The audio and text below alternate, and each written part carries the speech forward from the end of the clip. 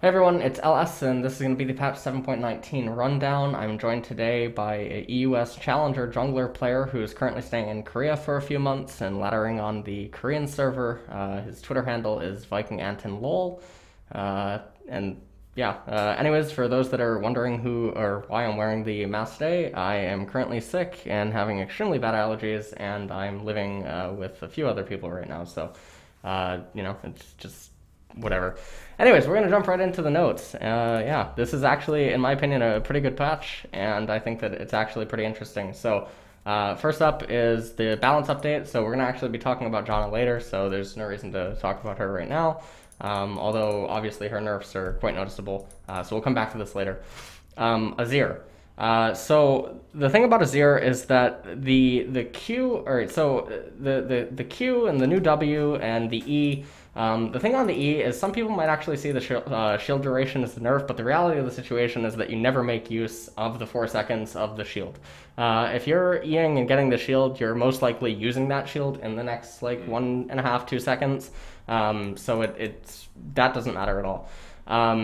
It gets the shield AP ratio, which is obviously really nice. Zero now gains a shield upon casting E, not after hitting an enemy champion, okay? So the whole thing here is that they remove some of his obnoxiousness in lane, and I wonder how that affects some of his matchups, because one of the things that Azir was really good at is back when Talia, Victor, or Azir and Victor in 2016 were the big two in mid lane, one of the edges that Azir had over his opponents is there was basically no counterplay. You basically had to be LeBlanc or you had to be Zed if you actually wanted to get on top of Azir. Victor could contend with him up until first recall, and then it would just become a battle of Victor trying to use max range laser to farm versus Azir's poke, which is just extremely obnoxious. So what they're doing here is they're removing a lot of the range from him, and I wonder how that affects, again, some of his matchup dynamics and how he fits in the current meta. We're going to be talking about that in a second as well, because they changed up some of his abilities now, where he gets actually attack speed. He has attack speed enhancements, and that sort of plays into the Nashor's Tooth style of gameplay. And then something that I had theorized is, does Lichbane potentially actually fit in? Because then if you get Nashor's Tooth, Lichbane, Zanya's Hourglass, or Abyssal, or Banshee Veil, then you can end up, or maybe even Abyssal Mask. That gives CDR. It gives mana, so that would actually supplement the Morellonomicon, which the only thing that you're missing out on there is Grievous Wounds. Would make him actually a little bit tanky. So that's something that I actually didn't think of yesterday in either of the two rundowns. I just don't know how I feel about the Morellonomicon.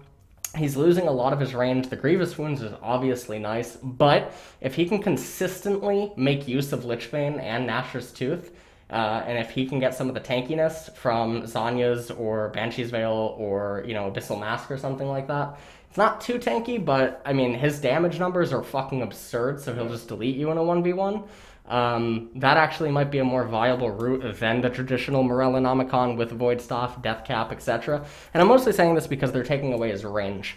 And so maybe actually making him like a pseudo-duelist in a way. Obviously, he's still going to have his utility and his kit and stuff, but I'm really interested in what that type of theorycraft of an Azir build would actually play out as.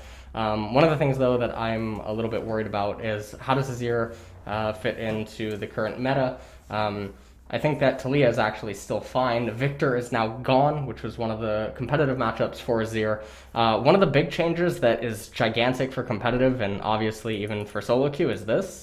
Soldiers can no longer attack wards or trinkets.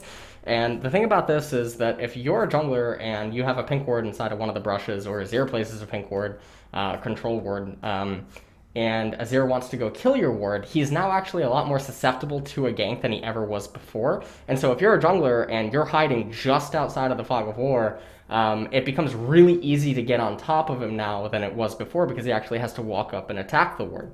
And so, he's a little bit more susceptible, he's a little bit more vulnerable. The other thing that this really comes into play on is Baron contests, when, Azir tries to send his soldiers forward to clear out the pink wards. Really, really, really big late game is now actually removed from him. And so, again, you have to wonder how he fits in. He's a champion that even when he was viable, very few players in the world could actually pilot him. I do think that the changes to his kit make him a little bit more user-friendly, and so people that weren't actually qualified to play him actually maybe can play him now. He's still potentially going to be a bad pick in solo queue until extremely high MMR, though. Yeah, I agree. All right. Do you have anything to add on that, Anton? No, it's just that he will be easier to deal with in team fights because his long range was so obnoxious when he was good. So that he gets shorter range will like do a lot. So yeah, it's really good for the enemy team. So I feel like you need to, because this is obnoxious. You can't just get on him by yourself. Yeah, I think that's too big. Like, because Azir is obviously going to run barrier or heal. Yeah. So with the E shield, if he has Banshee's Veil or he has HP from Abyssal Mask or something, I don't think that you get through him just individually. Yeah. So this is actually interesting for like late game versus LeBlanc versus Zed versus the traditional Azir counters. The other thing is obviously his R interaction has changed, but that doesn't really matter. The thing here is that obviously this is really nice given the change to his W and other stuff as well. So I think the Azir change is actually really good. Yeah. Anything else? Yeah, the 40 CDR on Azir, if you will still go, it will be huge on the ult as well. Yeah. Because it got way shorter as well. So yeah. That's pretty huge. Alright, let's move on to Xin Zhao. Is the patch is live on Korea, right? I think so. Have you seen him? Like, I don't see as many Ardents. I'm very happy in solo queue at the moment. Alright, let's talk about Ardent later. But have you seen Xin Zhao? No, I haven't. Okay. So the Xin Zhao changes are interesting. Me and Anton in the video yesterday that actually crashed, we talked about how Xin Zhao is an interesting champion, and it's really hard and difficult to know exactly where the champion fits in because he is the Moltres of the four, really stupid fucking birds players. So you have Xin Zhao, which is Moltres, you have Nocturne, which is Articuno, you have Master Yi, which is Zapdos, and then you have Shyvana, which is fucking Ho-Ho, and don't ask me who Lugia is because I don't fucking know. But basically, it's really difficult to gauge like where does the champion fit in because the only people that play him are stupid people. And I don't mean that they're stupid as well, they're stupid when it comes to the game because it's very difficult to actually find someone that can actually talk about those champions in jungle or in top lane that are actually qualified to talk about the game and all of the champions rather than the champion that they play and how it fits in. Because oftentimes when you hear someone like Master Yi or Nocturne or fucking Shyvana or Xin Zhao talk, it's always about what you did wrong or like what you should have done or, oh, you should have just let me farm a little bit more.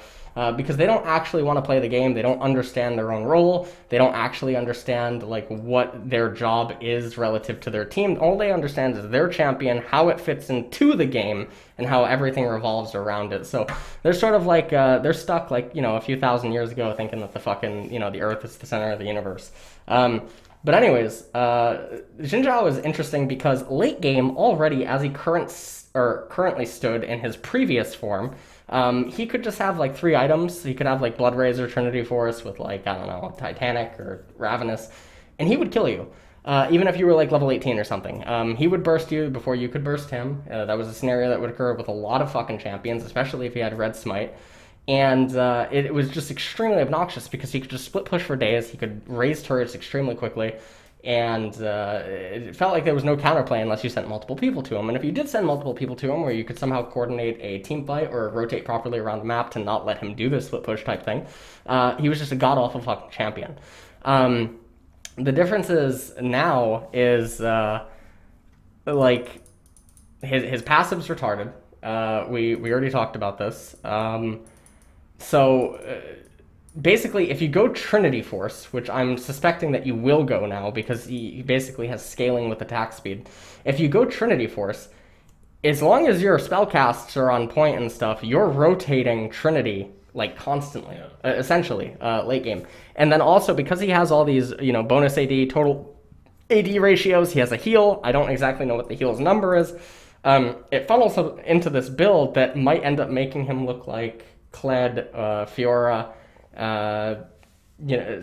something like that with like Trinity Force, Titanic Hydra, perhaps like Black Cleaver, Titanic Hydra, although I'm probably more inclined to believe Trinity Force because of the attack speed, and then obviously can help out with his mana a little bit.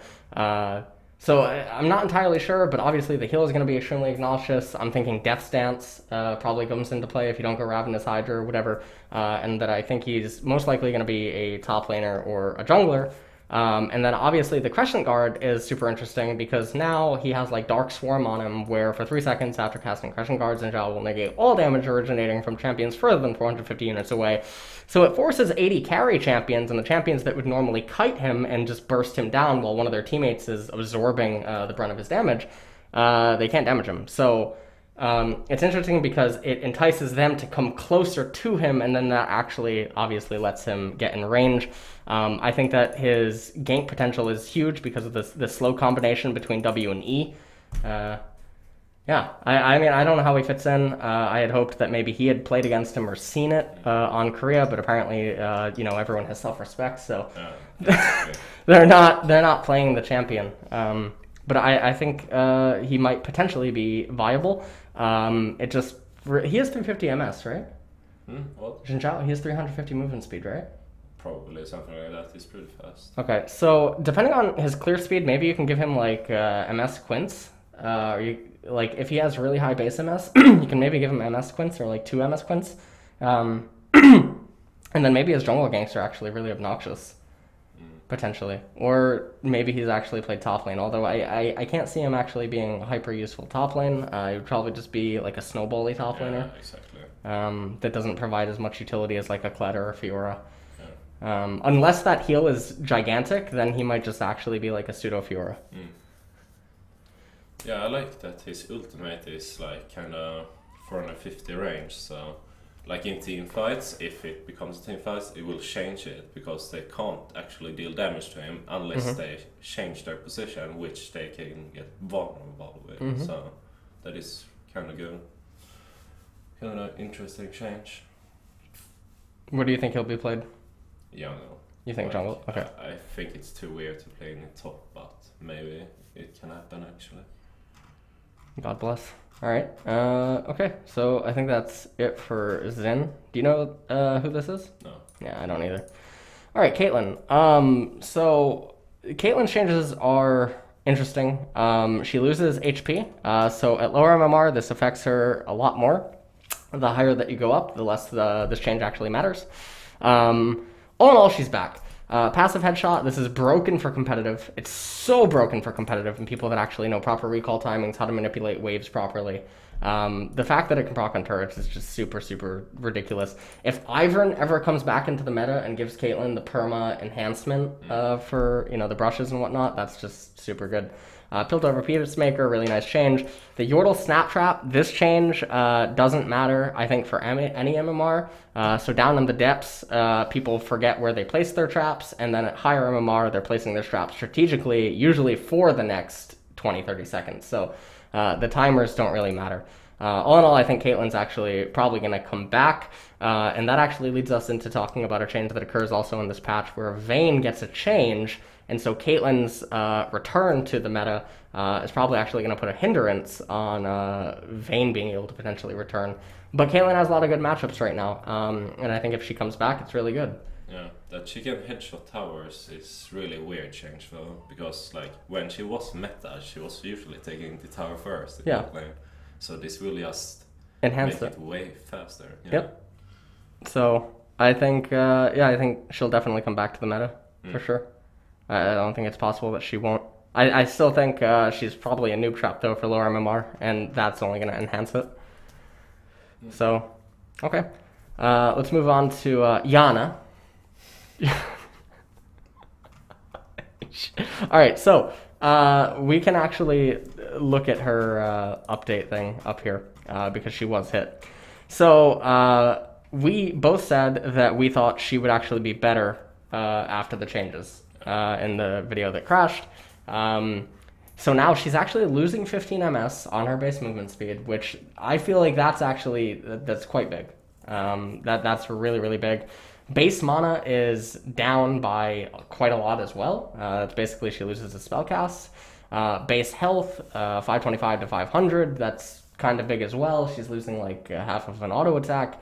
Light Breeze, W Zephyr's mana cost has been increased to 40 to 80 scaling to 50 to 90 scaling. So she cast this a few times during laning phase. She's ultimately actually down like 100 mana than she was before the hotfix.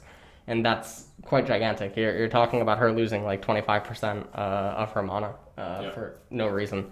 So I still think that Janna's broken. I think that the Ardent Center change it's really nice for really high MMR, except in certain matchup dynamics. Obviously, we talked about how Lulu, Kayle, these champions are going to make use of it. But I think Janna's still probably fine. We joked that Janna mains don't auto attack, so you don't have to, you don't have to worry about that there, and that's still probably going to be true for lower MMR. But I think that all in all, her changes are actually a buff at the end of the day. I 100%. I don't understand like why this all comes in. So I don't think we'll actually see anything super awkward, but obviously I talked about in the video that crashed, maybe there's some super weird possibility, because 550 range, that's nothing to laugh at. And then she technically has gank immunity with her Q, if she just holds it. That's the Howling Gale. Yeah. So there's some like super weird chance where she's like a ghetto version of Lulu or Karma in mid or top. Although I think that's extremely less likely. You can't ever rule anything out. No one thought Karma would go mid. No one would thought Karma would go top, or Lulu would go mid and top, or what else? What was another mage? Soraka used to be mid and top. So maybe that's actually possible. I mean, that range is disgusting. She has hybrid damage in a way, because she's going to do the physical damage on hit, but then she also has the magic. Obviously, the rest of her abilities are all magic, but still, like for the trading early on with auto attacks and stuff. I mean, she has a shield. She can out-trade you for sure. Gank immunity, her R, that's gank immunity. Scales, I don't know. The Q is really good for like ganking right now, because it was weird. Oh, that's right. We talked about Janna jungle. Oh yeah. It was quite insane. But it's possible maybe. Is it? You actually think so? A little, but not extremely. Like, you have to do a weird comp around it. Say Janna jungle. No. Alright. So the thing though for Janna jungle that's weird now is the base MS getting hit is kind of big. Yeah. I feel like that's really big, because obviously it also affects her passive. I don't think that the mana really matters that much, because Janna can go to full off Raptors. Base health doesn't matter that much either. She can just kite the camps if you're actually good and not lazy. You do have to auto attack, so slow down there, Goldie. I think it would still probably be fine. If you just go Moby Boots on her, Janna jungle, she runs into the lane, she auto attacks you, the first auto attack's enhanced, she hits you with Zephyr, hits you with Howling Gale, you probably die. Yeah, I think she wins 2v2s. Yeah. I think the only jungler that would actually kill her is Elise if she hits Cocoon. She can run from Ezreal, which that's a skill in itself, being able to run from Ezreal. She can run from Kayn. She can disengage Rek'Sai. She can actually ult Rek'Sai out of his ult. Yeah. Janna jungle. Alright, Janna jungle, maybe. Yes. You think there's some merit to it, right? Yeah, like the changes are so weird, like it makes it a little bit possible, but... Jungle camps don't have a magic resist. No, they don't. She does. Alright, let's move on. Okay, Malphite. So we talked about this yesterday. He basically gets a Sheen. Yeah. That's literally all that it is. He basically gets a Sheen for free. Off of his ultimate, he gets a Sheen for free. So if he has a Trinity Force, then he gets, if you're doing something super ghetto. I mean, if you have Iceborne Gauntlet, you get Trinity Force. Suddenly, your Iceborne Gauntlet becomes Trinity Force with this passive for one hit, or well, like 2 or 3 hits, whatever. So that's pretty much it. Okay, Orianna. Q ball traveling speed increase, W and R fire only when the ball stops moving. So now you can actually buffer it. I thought this was added in a previous patch. I guess it wasn't. Q attack command 200 faster speed. I thought that buff was really strange because when Orianna has 20-30% CDR with blue buff, she's already obnoxious as fuck at like level 9, 10, 11, whatever. I mean, these changes are fine. I hope that Orianna never actually fully goes missing from the mid lane because she's like the queen of mid. You know, she's always sort of like viable in a way and always pickable, sort of like Thresh, Lee Sin in the jungle. She's quite good in every. That's what. Yeah, she is literally fucking black. Yeah. She's black goes with everything. Yeah. Okay. AOE. What's it called? AOE, a lot of damage, and wave clear. Okay. Alright, Ornn. I'll handle this one. Alright, so look, I played about 150 games of Ornn in 6 days, and played him top jungle and support.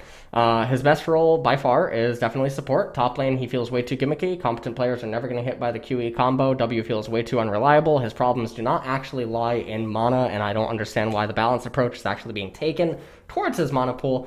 It doesn't make any sense. The issues is that he self-locks himself out of his ultimate. His ultimate can only be cast from long range, in which case you ultimately just want him to be a support because then he has a delay to entering into the battle. Doesn't actually provide enough utility for his team. His W is extremely overrated. His passive is extremely gimmicky and can only reliably be used in bottom lane. The only situation that you and I talked about yesterday where his passive could actually be viable in the jungle is upgrading to blue smite or green smite and then warding out the enemy jungler. That could have a game-breaking effect in competitive because then there's no way the guy ganks. It's like not possible. If Ornn is on the map and he gives you 3 fucking wards and you still get ganked, you have to be like, what was that fucking Gambit ADC that just walked to lane and died? You know what I'm talking about? Blasting or something? He was on Kog'Maw and he just walked down. You have to be blasting to... No, it just happened at Worlds. You have to literally be Gambit blasting. Like on top of the ward, he just fucking walked down. Like I don't know.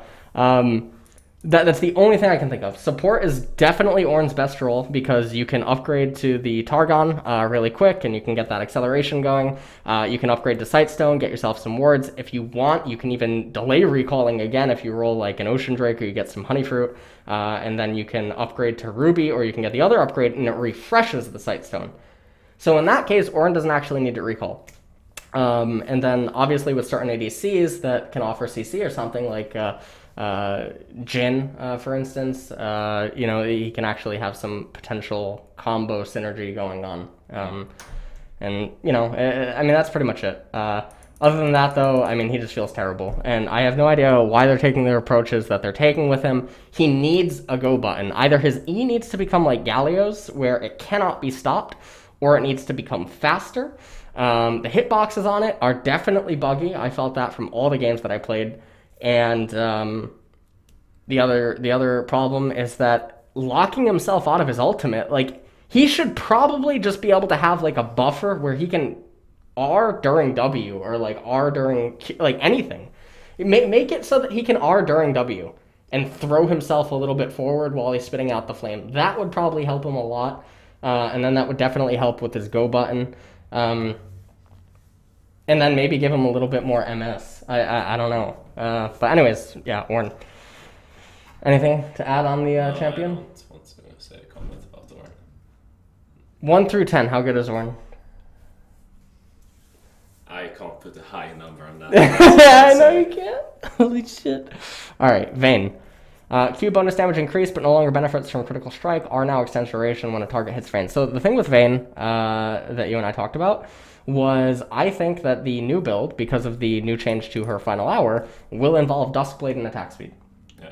The Duskblade damage itself will make up for the loss of the eye-edge and AD centric build. And then I think that, you know, it'll make her actually just better. As long as you're making use of the ultimate and you keep getting those Duskblade procs. Yeah. I think that's totally fun. So, obviously her silver bullets, I believe are a buff at early level because of the minimum, or at least versus some champions, maybe it is. And then obviously it evens itself out, later on. So it's completely fine. And Anything to add on Vayne? No, I just think this blade can be a good item. Okay. Veigar. Base health. Alright, so these changes didn't make sense to me. And apparently, I might be wrong on this. I've been told that this does not cap. Like his that is really this good for so Veigar. he becomes Karthus, I guess. But that doesn't make sense. I might be wrong on this, but you know, if I'm not, that's like it's good anyways, even if it would. Oh yeah, yeah. I mean, it's interesting no matter what. You still have to actually go to 40% CDR because otherwise your Q and your R and E don't benefit. But the thing that I was talking about here is that the buff to the range, the buff to the health regen, buff to the health growth stat, this is actually more in line with Veigar support, I think, than Veigar mid lane. Although I theorize that maybe now with the new Dark Matter, you could maybe go Tankgar with a death cap to ramp you know, the AP and stuff, and that's something that actually Apto was doing for a while. We'd go Lost Chapter into Banshee's Veil into Dead Man's, you know, whatever, and then you just get Death Cap Void Staff later on. Your tanky Obnoxious provide an AoE stun, AoE lock, you know, it's really nice. The thing here, though, for Veigar support that's really good is that Veigar support can easily get 200 stacks of Phenomenal Evil at, you know, 20-25 minutes. Which is really reliable. Mid lane Veigar is going to have that even higher, and then obviously the range will help him in some matchups. And I think that Veigar is actually quite good in competitive play. I think he's really bad in solo queue because teammates, you place the event horizon and they don't do anything. So that's unfortunate. Yeah.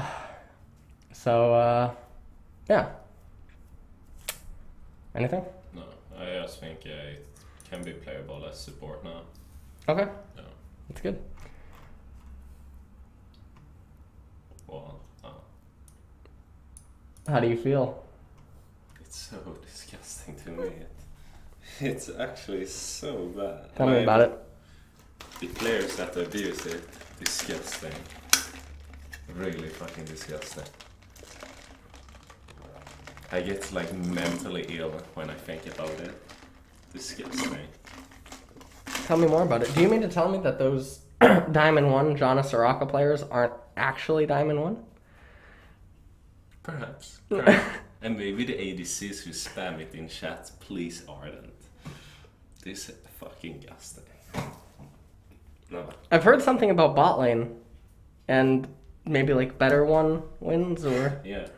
Better bot lane wins with Ardent Sensor. Okay. With jungle ganks. So when you queue up and you're at a low diamond, for instance, and you have a Thresh and they have a Soraka, how do you feel? I mean, if the Thresh doesn't have hands, we can open the game. There's no more to say about that. It's just to open it. Alright, so the changes are not enough. It obviously helps Thresh, it helps Tom, it helps like the melee supports that like to engage, but it's not enough. Ardent's still Ardent.